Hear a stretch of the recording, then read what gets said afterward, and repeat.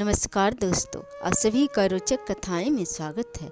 आज मैं लेकर आई हूँ अघन माह के शुक्ल पक्ष मोक्षदा एकादशी व्रत कथा। इस एकादशी का करने से सब पाप मुक्त हो जाते हैं और अंत में विष्णु धाम को प्राप्त होते हैं। इस व्रत के करने से मनुष्य के सभी पाप धुल जाते हैं और मोक्ष को प्राप्त होते हैं। इसलिए इस व्रत का नाम मोक्षदा एकादशी व्रत है। यही एक एकादशी का व्रत है जो कि मनुष्य को मोक्ष प्रदान करने वाली है और दूसरा कोई व्रत नहीं है।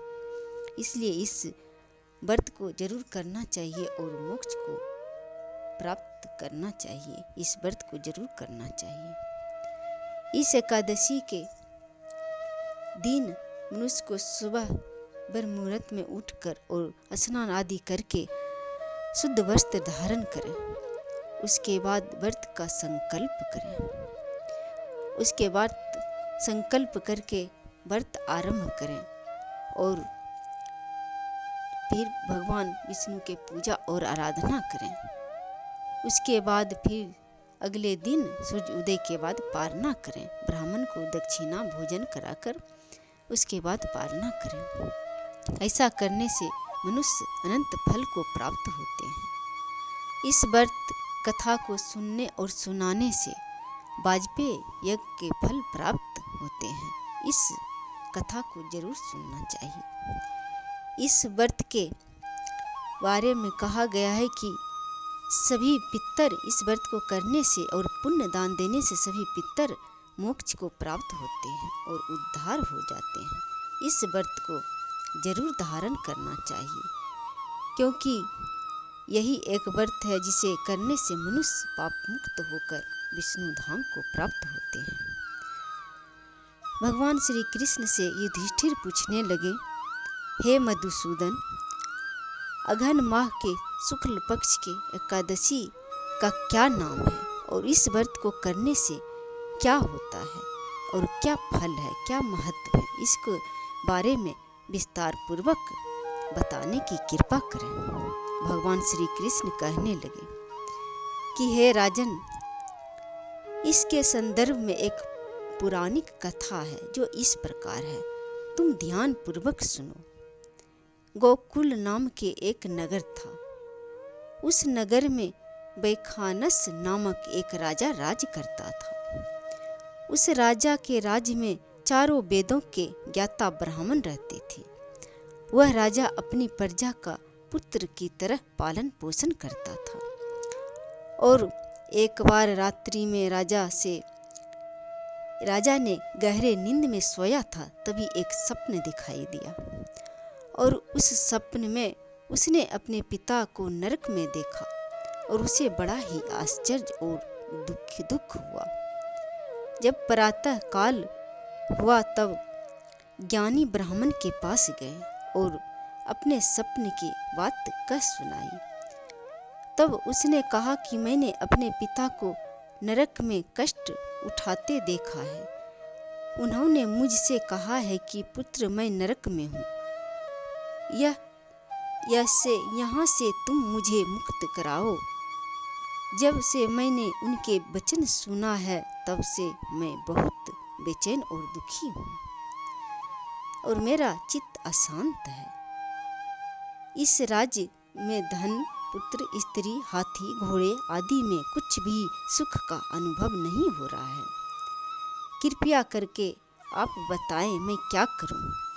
राजा ने कहा कि हे ब्राह्मण देवता, और इस दुख के कारण मेरी सारी देह जल रही है। अब आप कृपा करके कोई तप, दान, व्रत आदि ऐसा उपाय या मुक्ति या युक्ति बताएं जिसे मेरे पिता का मुक्ति प्राप्त हो जाए।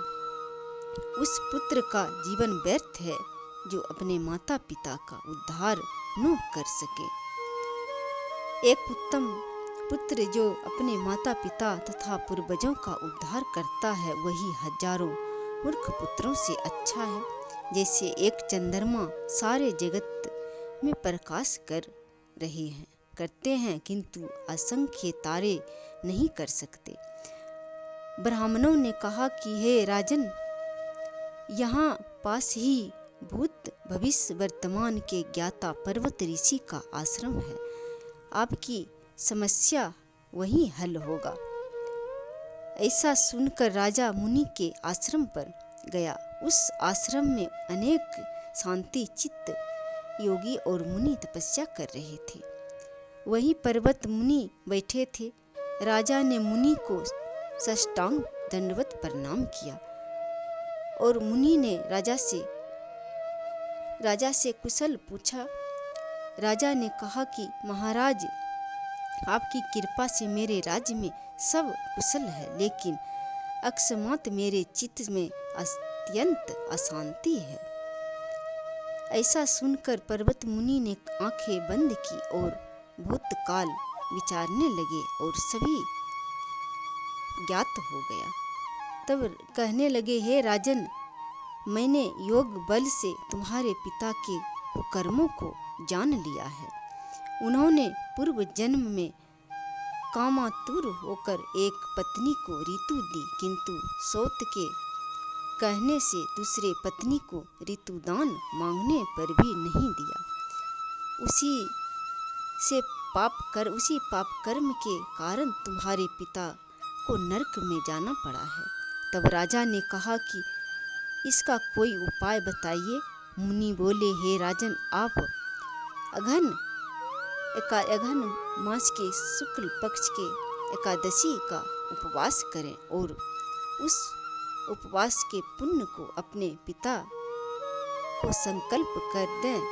इसके प्रभाव से आपके पिता को अवश्य नरक से मुक्ति होगी।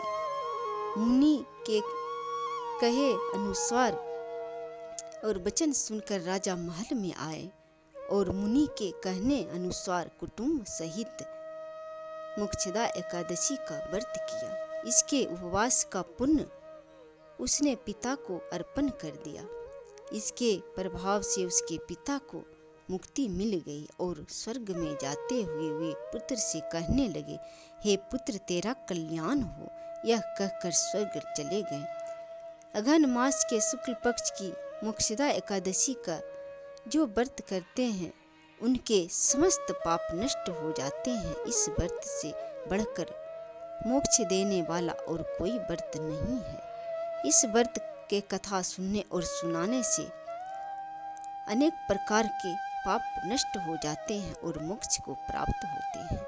इस व्रत को अवश्य रखना चाहिए। यह कथा अच्छा लगा हो तो कमेंट बॉक्स में जरूर लिखें। जय श्री हरि।